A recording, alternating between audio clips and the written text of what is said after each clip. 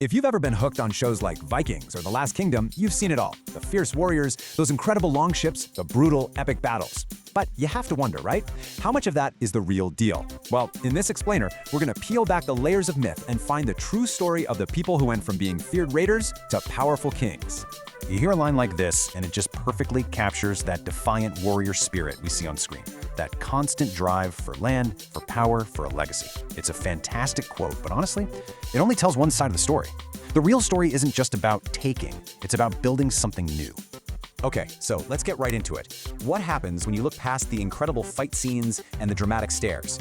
You find this incredibly rich and complicated history of a people who didn't just raid Europe, they completely reshaped it. To really understand the Vikings, you have to go back to the very beginning, to where their story starts, as raiders swooping in from the sea. This is the period that built their fearsome reputation and really set the stage for everything that came after. You know, the Viking Age wasn't just some brief flash in the pan. We were talking about 2.5 centuries of history. It all kicks off with this absolutely shocking raid on the English coast and wraps up with a massive battle that would decide who got to wear the English crown.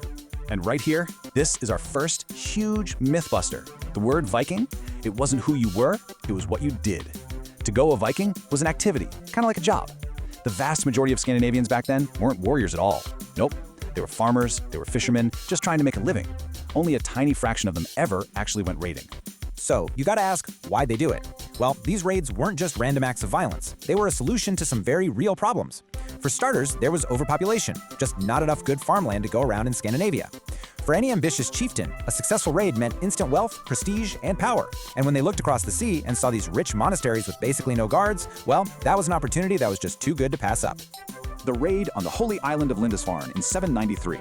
This was the moment the Vikings absolutely burst onto the world stage. I mean, for the Christian kingdoms of Europe, attacking a monastery, a house of God, was completely unthinkable. But see, the raiders weren't Christian. To them, it was just a building packed with treasure and totally undefended. That one act instantly branded them as these godless savages in the eyes of everyone in Europe. But raiding was just chapter 1. The story evolved, and it evolved fast. They started to realize there was a lot more to gain than just what you could loot and carry home. They began to stay, and that's when they transformed from being seasonal pests into permanent settlers who would literally change the map of Europe. You can almost see the light bulb going off, right? It's a huge shift in strategy. Why just rob a town when you can conquer it and collect taxes? Why just raid a kingdom when you can get involved in its politics and pull the strings? They started taking advantage of local squabbles, grabbing land, building towns. They were no longer just a seasonal problem. They were becoming a year-round political force to be reckoned with. And man, did they leave their mark. They founded cities that are still major hubs today, like Dublin in Ireland. They conquered massive chunks of England. And in France, the king got so fed up with being raided that he literally gave a Viking leader named Rollo a huge piece of land to get him to stop. That land, it became known as Normandy, literally the land of the Northmen. But their ambition didn't just stop in Europe. No way. They pushed west, out into the open Atlantic, and settled Iceland. Then, a notoriously violent guy named Erik the Red got himself exiled from Iceland and ended up founding a colony on Greenland. And then his son, Leif Erikson, went even further, landing in what is now Canada, almost 500 years before Columbus even set sail. Think about that. They were the first Europeans to set foot in the Americas. Okay, so all of this leads us to the absolute peak of Viking power. The days of small-time chieftains and their raiding parties, they were long gone. In their place, powerful kings were rising, commanding huge armies. Their ambitions weren't just about plundering a town anymore. They were about ruling entire empires. A really key figure in this whole transformation was a king named Harald Bluetooth. He did something that was absolutely revolutionary for the time. He united all the squabbling Danish tribes into one unified Christian kingdom. This was a game changer. It meant Viking attacks were no longer just opportunistic raids, but massive, organized military invasions led by a king. And get this, here is an amazing piece of trivia for you. That name, Harald Bluetooth, it should sound really familiar. The Bluetooth technology that connects your phone to your speakers, it is named after this exact king. Just like he united the tribes of Denmark, the technology unites all our different devices. So yeah, there's a 10th century Viking king living in your pocket. The ultimate expression of this new Viking power has to be the incredible North Sea Empire of Canute the Great. At its height, his kingdom stretched across England, Denmark, Norway, and even parts of Sweden.